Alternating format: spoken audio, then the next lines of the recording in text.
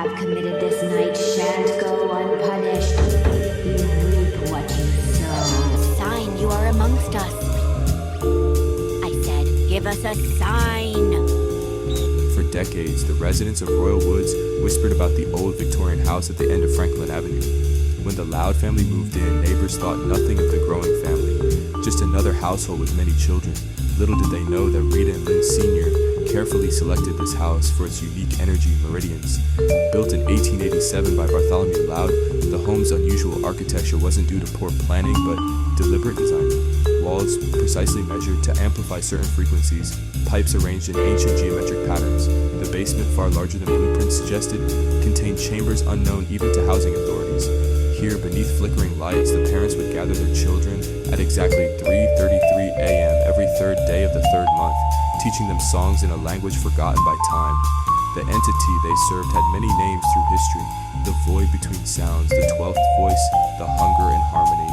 Only Lucy seemed to hear its whispers without the ritual preparations.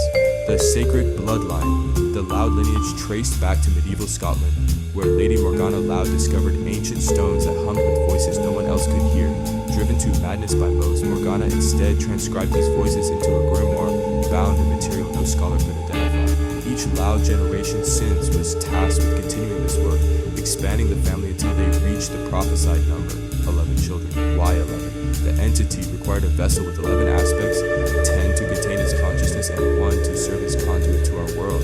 Lincoln's birth wasn't an accident, but the culmination of generations of genetic cultivation.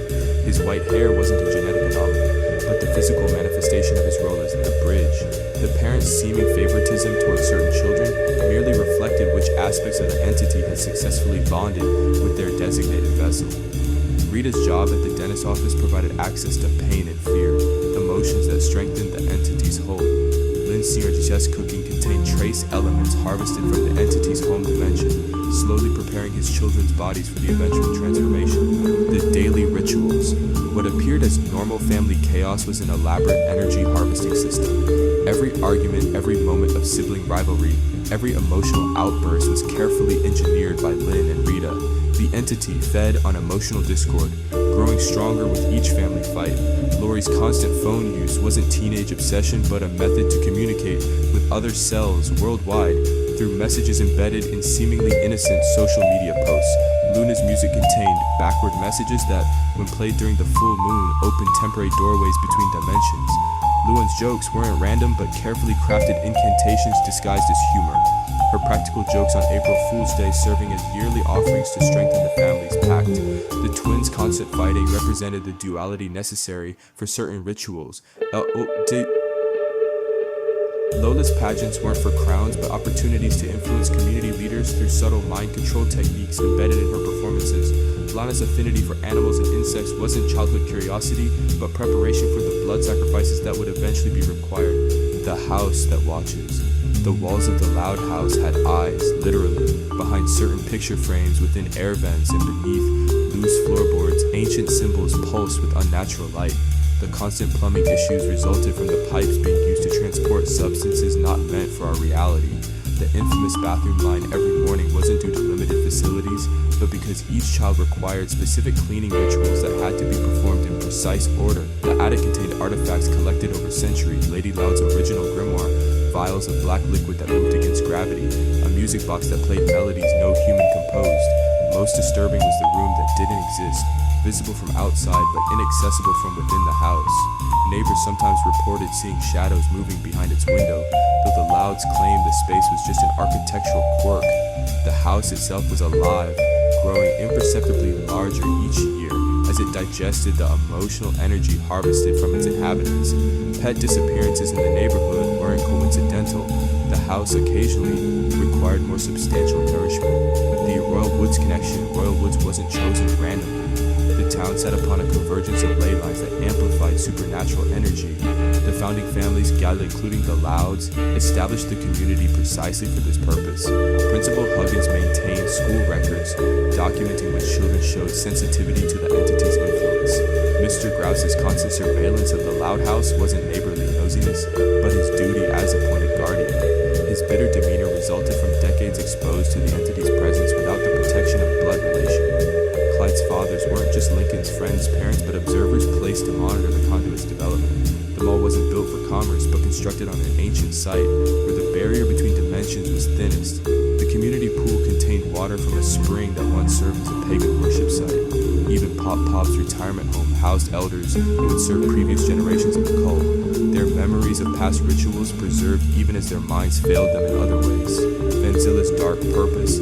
The family van wasn't just transportation, but a mobile ritual chamber. Its constant breakdowns occurred when reality itself rejected the metaphysical modifications Lynn Sr. had made to the engine. The specific seating arrangement formed a sigil that maintained a protective barrier around the family during transit. Road trips weren't vacations, but pilgrimages to sites of power across the country. The bumper stickers collected weren't souvenirs, but markers identifying them to other cult members. The van's frequent repairs included components not found in any automotive shop, metals with unusual properties, liquids that hummed when exposed to moonlight. Lisa once calculated that Vanzilla's interior dimensions occasionally measured larger than physically possible, expanding 3.7% during certain astronomical alignments. The vehicle's name wasn't just a quirky family tradition. That van, Ike in the entity's language, meant vessel, while Zilla translated roughly to that which devours distance. Together they formed a prayer for safe passage between ritual sites. The mechanical issues weren't bad luck, but happened whenever a child began questioning their role, the entity's way of ensuring the family remained together during crucial developmental stages. The Signs Unnoticed, sharp-eyed viewers might notice inconsistencies that aren't animation errors, but glimpses of the truth. The occasional frame where a family member's shadow doesn't match their position. The episodes where background characters briefly freeze while the louds move normally.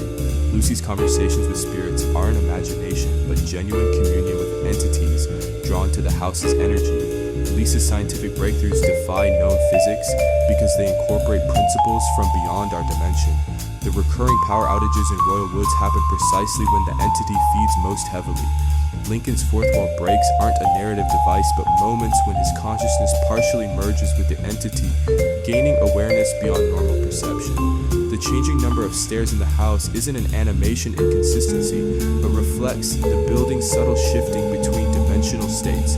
The occasional appearance of symbols and background details dismissed by viewers as random designs are actually phrases in the entity's written language, hidden in plain sight as Easter eggs by cult members who have infiltrated the animation studio. The Impending Convergence. As the series progresses, attentive viewers might notice the family's eye color subtly shifting, becoming slightly more violet with each season. The increasing acceptance of the chaotic lifestyle by the community reflects the strengthening mind influence emanating from the house. The growing friendship circle around the family serves to widen the entity's influence. The parents' increasingly frequent date nights coincide with celestial events requiring the participation in rituals away from the children. The gradual improvement in the family's fortune isn't luck, but the entity's influence growing in the material world.